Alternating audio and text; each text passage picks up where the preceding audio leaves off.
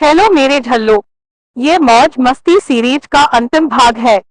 कहानी के पिछले भाग में आपने पढ़ा कि मुझ पर मुकदमा चल रहा था, जिस कारण मुझे अदालत जाना पड़ता था। मैं उस अदालत के जज के बारे में जानना चाहती थी कि वह कैसा है, उसके शौक क्या क्या है, क्या वह इश्क मिजाज है, कभी कोई अपराध किया है या नहीं, वगैरह वगैरह।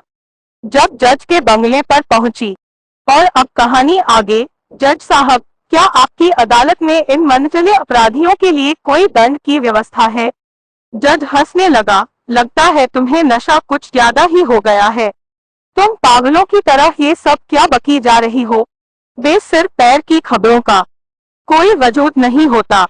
वे बड़े लोग हैं, उनका यह शौक है। बलात्कारी शब्द तो यूं ही अखबार में लिख दिया गया है, जबकि वास्तव में उन्होंने किसी के साथ नहीं किया होगा। उसमें उन महिलाओं की सहमति अवश्य ही होगी। अदालत तो पैसे वालों की थी, है और आगे भी रहेगी। बहुत खूब जज साहब।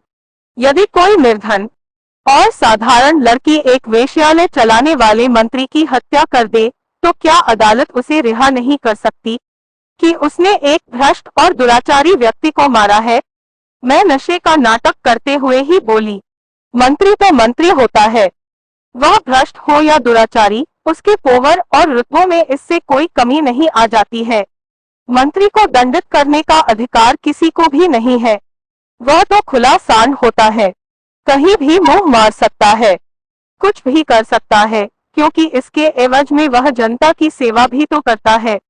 अदालत में मंत्रियों, रईसों, सेठों, हाकिमों के खिलाफ मुकदमे दर्ज तो हो सकते हैं, पर उनकी सुनवाई नहीं हो सकती है।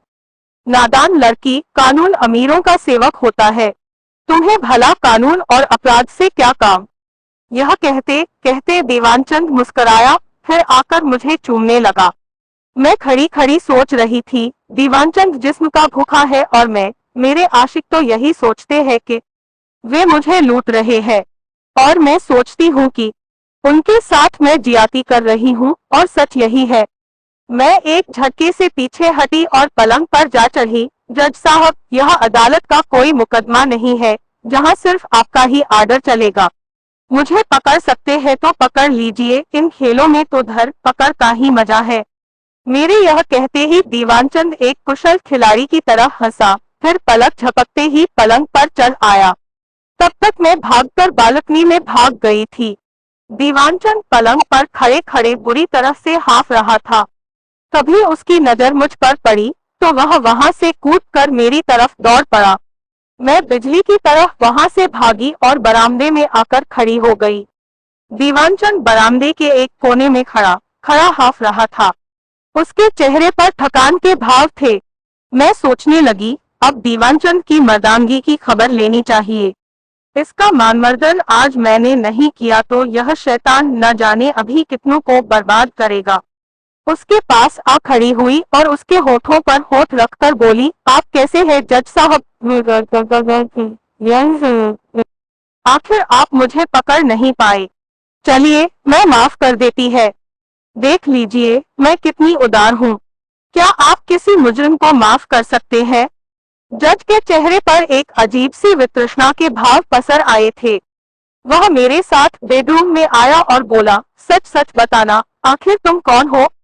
तुम्हारी हर बात में कानून, अदालत का आना मुझे अच्छा नहीं लगता है।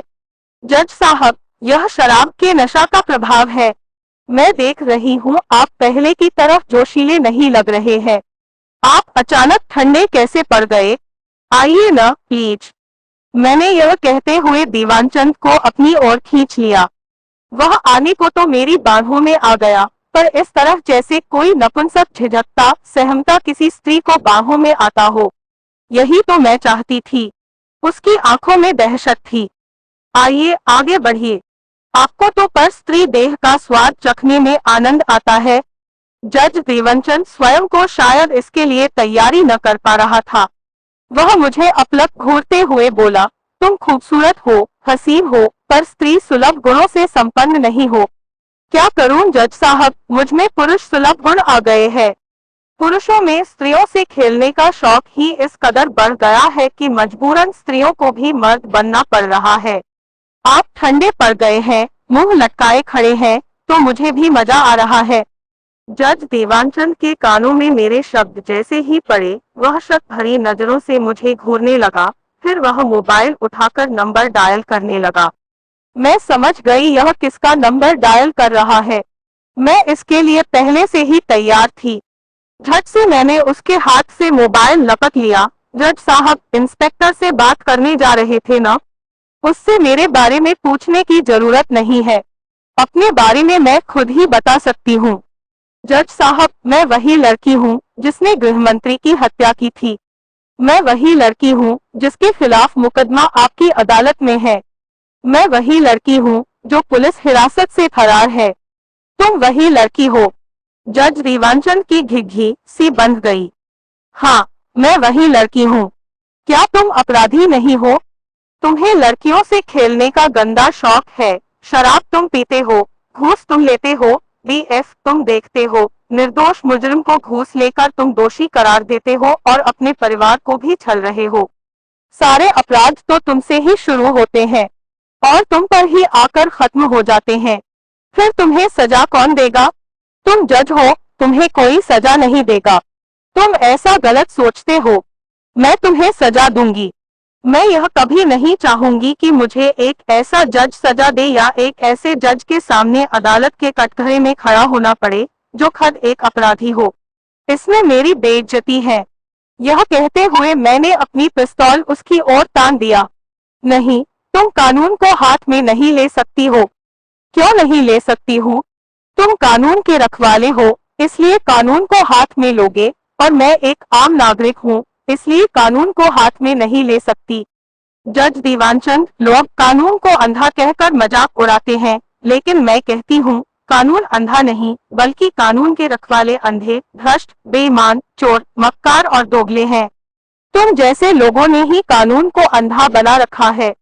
यह कहते कहते मैंने उसके सीने पर गोली चला दी। वह फर्श पर गिरकर छटपटाने लगा। उसके सीने से खून के बुलबुले से फव्वारे की शक्ल में फूट पड़े। फिर मैंने पीछे मुड़कर देखा, पुलिस मुझ पर बंदूक ताने खड़ी थी। मुझे जितना जीना था उतना जी चुकी थी। जीवन मृत्यु के बीच का फासला मिट गया था। पिस्तौल एक तरफ फेंककर मैंने अपने हाथ ऊपर उठा दिए। मेरे मन में कोई भय नहीं था, क्योंकि मैंने जिन्हें मारा था वे लोग अपराधी ही नहीं थे, बल्कि अपराधों के गढ़ थे। मैं चुपचाप पुलिस जीप में जाकर बैठ गई। तो मेरे झल्लो, हमारी मौज मस्ती की सीरीज अब यहाँ पर खत्म होती है। अगर आपको वीडियो अच्छी लगे तो कमेंट जरूर करना। मिलते हैं एक नई सीरीज के साथ। तब तक के लिए आप सबका बहुत बहुत धन्यवाद।